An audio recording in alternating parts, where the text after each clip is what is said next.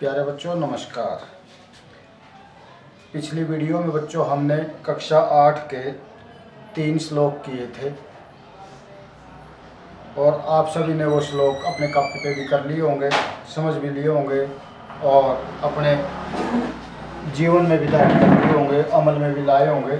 तो आज हम आगे इसी पाठ का चौथा श्लोक, जो चौथी मधुर वाणी है, उसका वाचन करेंगे, उसको समझेंगे और उससे कुछ शिक्षा लेने की कोशिश करेंगे। तो आज हमारा चौथा श्लोक है कक्षा 8वीं का। पीत्वा तु रसम कटुकम मधुरम समानम माधुर्यम एव जनियेत मधुमक्षिकासौ संतस्तथैव समसज्जन दुर्जनानां श्रुत्वा वच मधुर सुक्त रसम सृजन्ति। अर्थात पीत्वा मतलब पीकर, तू तो रसम यानी रस, फूलों का रस, फूलों का जो राग है उसको, कटुकम मधुरम कड़वा और मीठा, कटुकम यानी कड़वा, मधुरम यानी मीठा, मीठा और कड़वा, समानम समान रूप से, माधुर्यम एव मधु ही, शहद ही, जनियेत पैदा करती है, बनाती है, मधुमक्षिकासौ यानी मधुमक्खियां। मतलब मधुमक्खियां जिस प्रकार कड़वा और मीठा रस समानम यानी समान रूप से पी करके, पीत्वा यानी पीकर, माधुर्यम एव जनियेत मीठा शहद ही पैदा करती है, जिस प्रकार मधुमक्खियाँ कड़वा और मीठा यानी वो जो मक्खियाँ हैं वो हर एक प्रकार के फूलों पर बैठती हैं। किसी फूल का रस कड़वा भी हो सकता है, किसी फूल का रस मीठा भी होता है। तो इसी प्रकार वो मधुमक्खी ये नहीं देखती कि भी इस फूल का रस कड़वा है या मीठा है, नहीं, वो समान रूप से सभी फूलों से रस पीती है।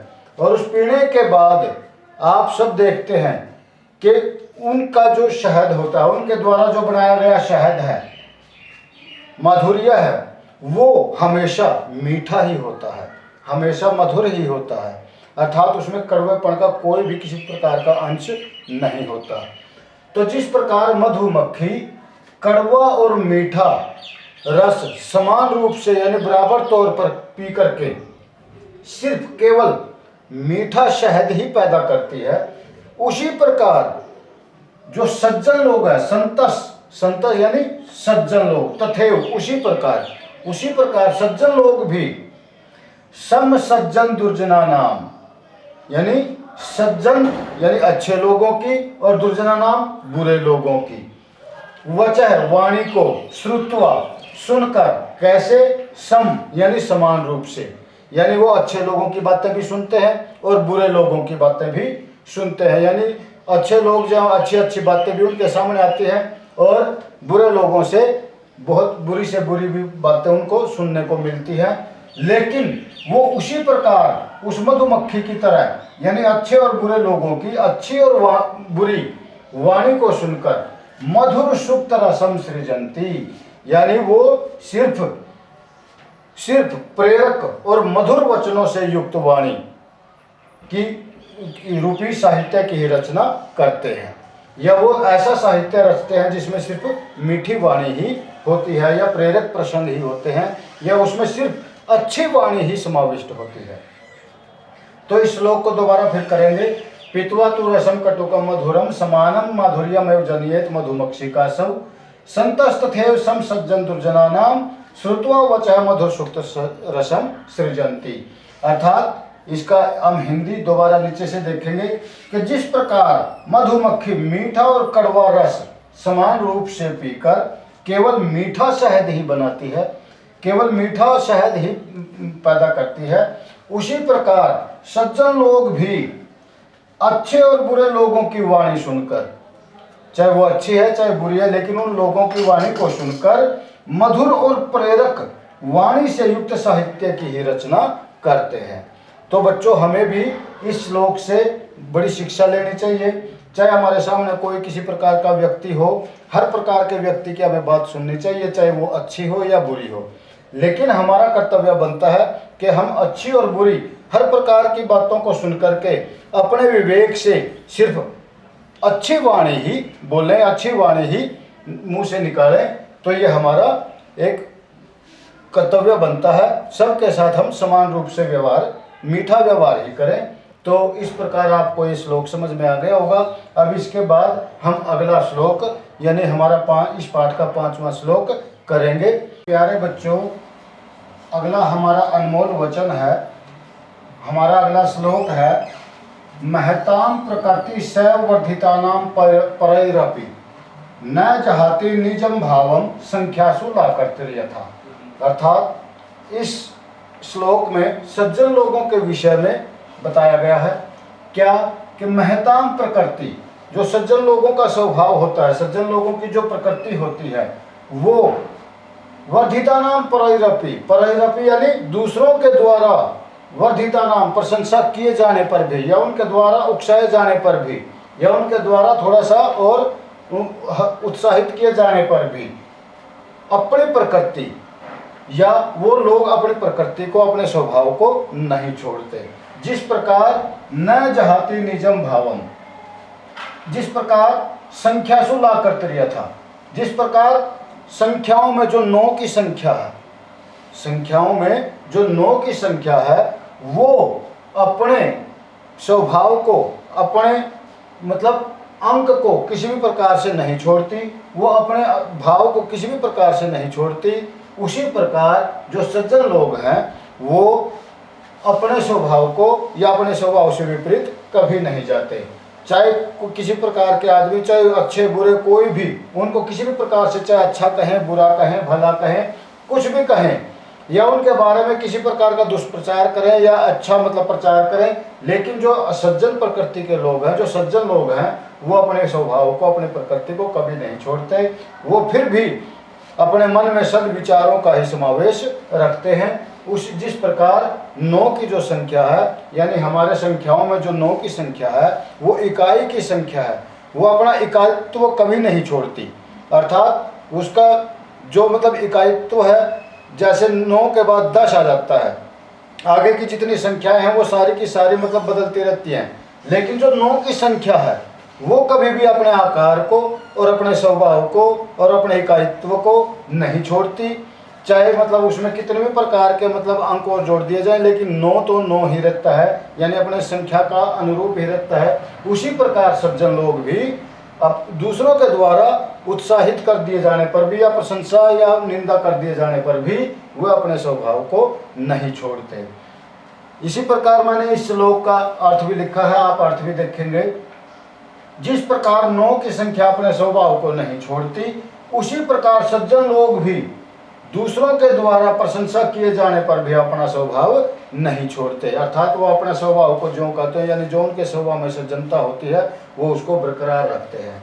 तो बच्चों, ये हमारा 5वां श्लोक था, आप इसको कॉपी पे लिखेंगे। अब इसके बाद हम अपना छठा जो अंतिम, इस पाठ का अंतिम श्लोक है, वो करेंगे। तो बच्चों, हमारा अगला श्लोक, स्त्रियां रोचमानायाम सर्वम तद रोचते कुलम तस्याम रोचमानायाम सर्वम एव न रोचते। अर्थात ये एक हमारे सामाजिक व्यवहार की, एक हमारे सामाजिक व्यवस्था के ऊपर एक श्लोक बनाया गया है, और ये बहुत ही हमारे लिए उपयोगी भी है और हमें शिक्षित कर देने वाला भी है।